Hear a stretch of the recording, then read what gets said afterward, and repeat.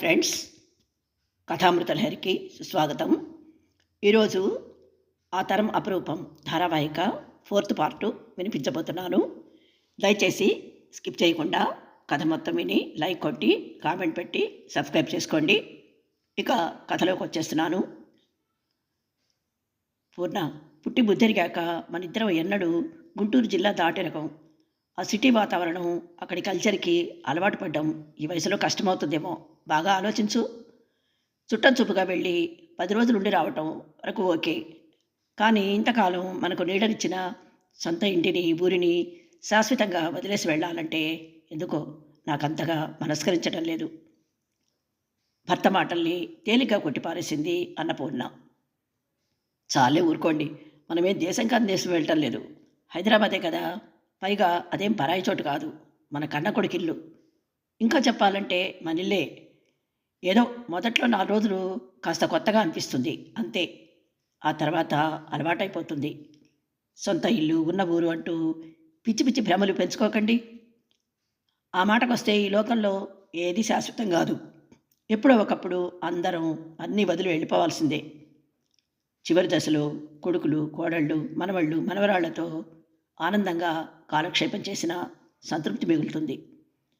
మీరు అనవసర భయాలు, అనుమానాలతో బుర్రపాడు చేసుకోకండి అంటూ కాస్త వేదాంతాన్ని జోడించి మరీ హెచ్చరించింది. దీర్ఘంగా నిట్టూర్చాడు సీతారామరావు. సర్లే, కొడుకుల దగ్గర ఉండాలని నువ్వంతగా ఉబరాట పడుతున్నప్పుడు ఇంకా చెప్పేదేముంది, అలాగే కానీ అంటూ లేచి వెళ్ళబోతుంటే, ఏమండి, మనకి అంతో ఇంతో సామాను ఉంది కదా, అక్కడికి చేరవేయాలంటే లారీ అవసరం అవుతుందేమో. వాడు వచ్చేటప్పటికి మాట్లాడి ఉంచండి. ఇల్లు మనమే ఎవరికైనా రెంట్కి ఇచ్చేద్దాం. ఒకవేళ వెళ్ళే లోపల కుదరకపోతే పక్కింటి సుశీలమ్మ గారికి ఇంటిని చెట్లను జాగ్రత్తగా చూసుకునే వాళ్లకు అద్దెకి ఇవ్వమని చెప్పి కీసి ఇచ్చేసి వెళ్దాం. ఆ తర్వాత నిదానంగా మంచి రేట్ వస్తే అమ్మేయచ్చు అని సలహా ఇచ్చింది. భార్య అమాయకత్వానికి నవ్వాలో జాలిపడాలో అర్థం కాలేదు సీతారామరావుకి. మరి అంత అత్యుత్సాహం పనికిరాదు పూర్ణ. ఇంకా మనం అక్కడికి వెళ్ళనే లేదు. ముందే నీలో నువ్వే ఏవేవో ఊహించుకుంటూ తొందరపడి నిర్ణయాలు తీసుకోవడం కరెక్ట్ కాదు. ప్రస్తుతం సామానంతా ఇక్కడే ఉంచేసి ఇల్లు ఇప్పుడే అద్దెకివ్వడం లాంటివేం చేయకుండా తాళం పెట్టి వెళ్ళిపోదాం, సరేనా? స్థిరంగా చెప్పాడు. అన్నపూర్ణ భర్తకేసి కళ్ళు పెద్దవి చేసి చూస్తూ, ఏంటో మీ చాదస్తం. మనం తిరిగి ఇక్కడికి రానప్పుడు ఇల్లు ఖాళీగా ఉంచే కంటే హాయిగా అద్దెకిస్తే నెల తిరిగేసరికి 5,000 వస్తాయి కదా. ఎందుకు వద్దంటున్నారో నాకు అర్థం కావడం లేదు, నిష్ఠూరంగా అంది. సీతారామరావు సమాధానం చెప్పడం ఇష్టం లేనట్టు మౌనంగా ఉండిపోయాడు. ఎప్పుడు నవ్వుతూ ఉండే భర్త మొహంలో గాంభీర్యం గమనించి అన్నపూర్ణ వెనక్కి తగ్గి, సర్లేండి, ఏదో నాకు తోచింది చెప్పానంతే. మీ మనసుకు ఎలా చేస్తే బాగుంటుందనిపిస్తే అలాగే చేయండి. ఏదో సరదాకి అప్పుడప్పుడు మీకేం తెలియదని బుకాయిస్తానే కానీ ఏది మంచో ఏది చెడో మీకు తెలిసినంతగా నాకేం తెలుసని. సర్లే, ముందు లేచి ఫోన్ చేయండి, ఆనక తీరిగ్గా ఆలోచించుకోవచ్చు అంటూ లేచి వంటింట్లోకి దారితీసింది. భోజనం చేస్తున్నప్పుడు హైదరాబాదు ప్రయాణాన్ని గురించే మాట్లాడుతున్న భార్య ధోరణిని పక్కకు మళ్లించాలన్న ఉద్దేశంతో, అవును, రేపు పీటల మీద కూర్చోవడానికి పట్టుపంచ ఉత్తరీయం కావాలి కదా, 500లో ఓ మోస్తరు వస్తాయేమో, తెచ్చుకోనా అని అడిగాడు సీతారామరావు. వెంటనే అన్నపూర్ణ, అవునుండోయ్, మీకు పట్టుబట్టలు లేవు కదూ. నాకంటే విజయ్ పెళ్ళప్పుడు వియాల వారు పెట్టిన పట్టుచీర మడత కూడా నలగలేదు. కానీ మీరు కొత్తవి కొనుక్కోవాల్సిందే.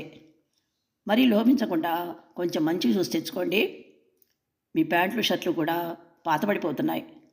ఈ నెలలో అవి తీసుకుందామనుకుంటే ఇంతలో అనుకోకుండా వీటవసరం పడింది.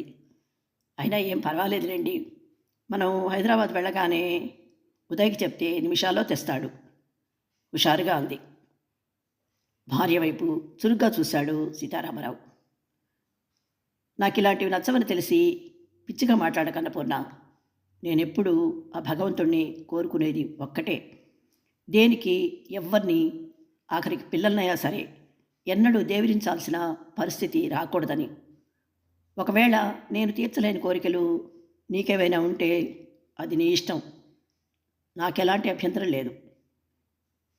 భర్త ఎన్నడూ లేనిది తనను పూర్తి పేరుతో సంబోధించడమే కాదు, ఆ గొంతులో రవ్వంత కరుగుదనం కూడా ధ్వనించడం గమనించి అన్నపూర్ణ మనసు చివుక్కుమంది.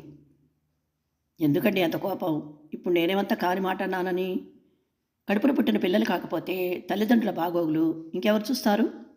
అంతెందుకు, అత్తయ్య మామయ్యల్ని మనం పువ్వుల్లో పెట్టి చూసుకోలేదు? మన పిల్లలు మనల్ని అలాగే చూసుకోవాలని కోరుకోవడం తప్ప? వాళ్ళని మనం ఎంత కష్టపడి పెంచామో మీకు గుర్తులేదా అంటూ చిన్నబుచ్చుకుంది. కంచంలో చెయ్యి పెట్టి కెలుకుతూ దిగాలుగా కూర్చున్న భార్య మొహం చూస్తుంటే సీతారామరావుకి జాలనిపించింది. సారీ పూర్ణ, నిన్ను బాధ పెట్టడం నా ఉద్దేశం కాదు. ఏదో భగవంతుడు మనకు ఇచ్చిన దాంతో తృప్తిపడి బతకాలన్నదే నా కోరిక.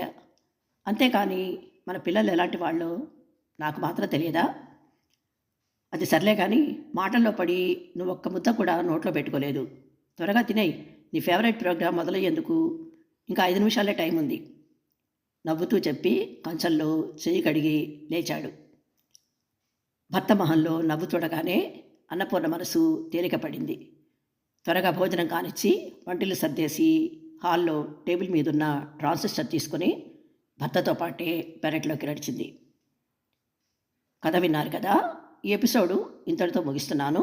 త్వరలో మరో ఎపిసోడ్తో మీ ముందుంటాను. అంతవరకు సెలవు. Thank you.